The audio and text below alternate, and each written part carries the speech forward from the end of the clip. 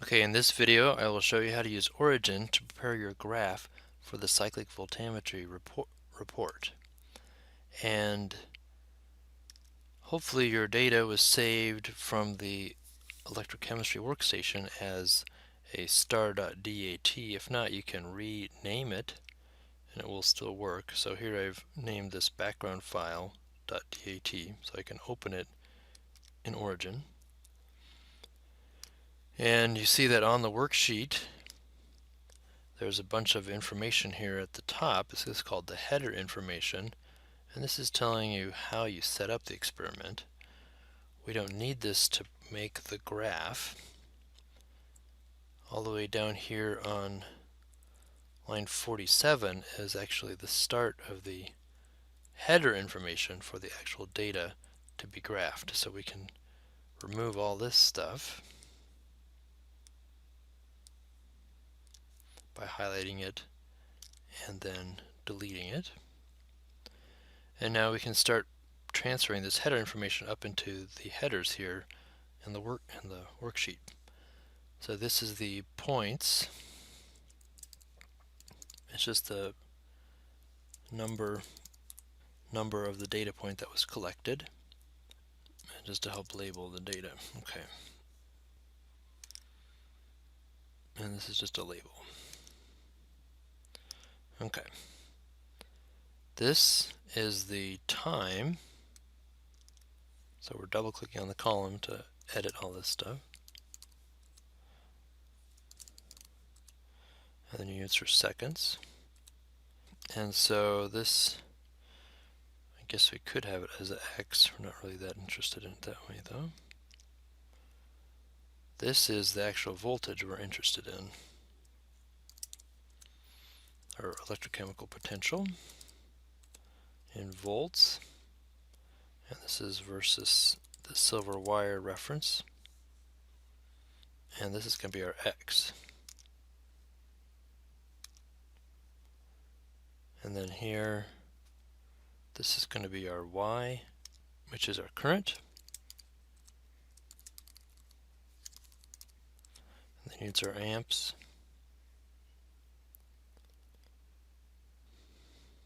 Okay, so now we can get rid of this header information because we copied it up into the header, so delete that. And then also about halfway through this data file, that was curve 1, it's going to plot curve 2 on the same worksheet. So it's going to have another set of header information that we need to delete. There it is. Or else the computer might get confused by these words instead of the numbers. So now we can take this Y3, plot it against this X3, the current versus potential, except that the electrochemical program called the oxidation of ferrocene positive current, and by convention that should be negative. Oxidation should be negative current, so we need to do some math. If we go up here to mathematics, go to simple column math. Let's open the dialog. And what we want to do is we want to multiply this column by -1. So we select a column, input 1, which actually we already highlighted that, but just to check, we want to multiply it by a constant, in particular -1, and we could put the output back to the input column, or we could create a new column. Okay, so here's our new column.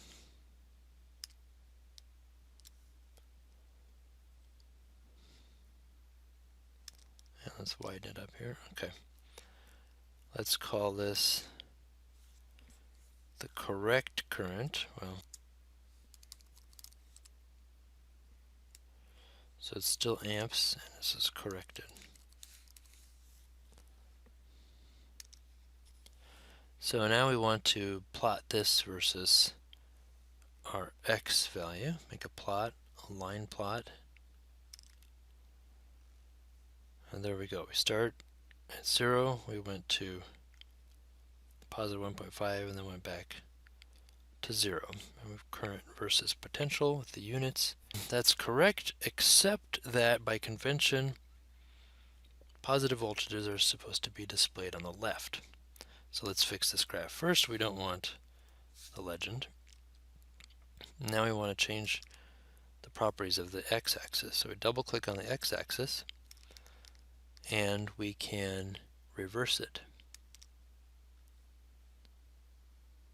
Okay. Now that reversed our y. So let's double click on our y-axis. Here it's on the right. Here it's on the left. Oh, since we have it reversed, I guess actually we're talking about the left one to turn on. Okay, that's confusing since we have it reversed. We're actually editing the left one. So we want to show the ticks that we...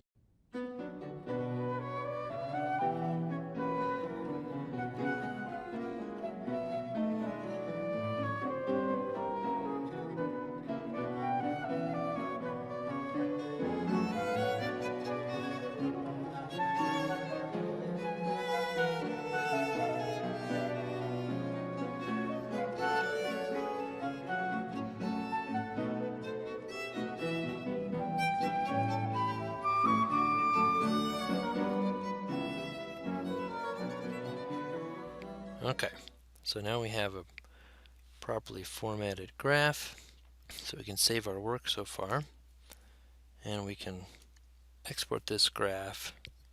We can copy it as a picture and put it into our lab report. So that's just the background scan. I also want one example of the different scan rates with the ferrocene sample for your report. So here, Control V, and there's your graph. Okay, so that's very flat. That's good news for our background. And actually you can import more than one file at a time, so you could do multiple ASCII. We could go to our data folder and look for any DAT file, and we can select all of these so we can process them all at once and get the data we need for our lab reports. Start new sheets for each one.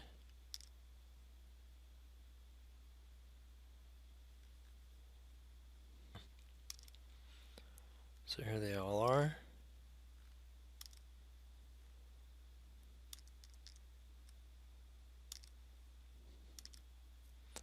So we can do like we did before, cut out the first so many rows of header information.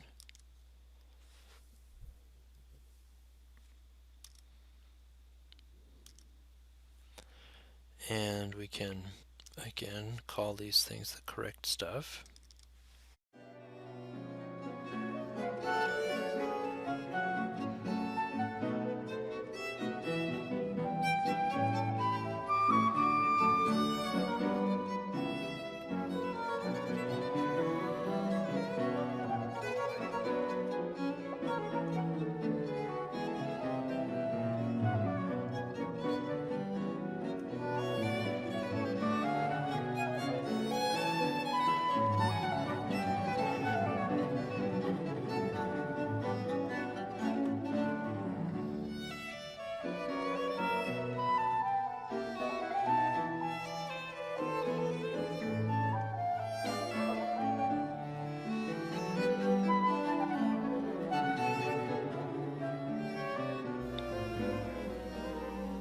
We could change the name of the column, or we could just plot it.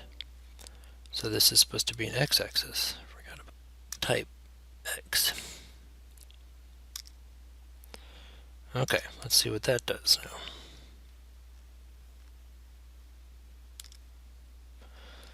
Okay, so there's our cyclic voltammogram. This actually has two different samples in it. So this is from a different experiment than the one you did. But again, we want to change the x-axis direction.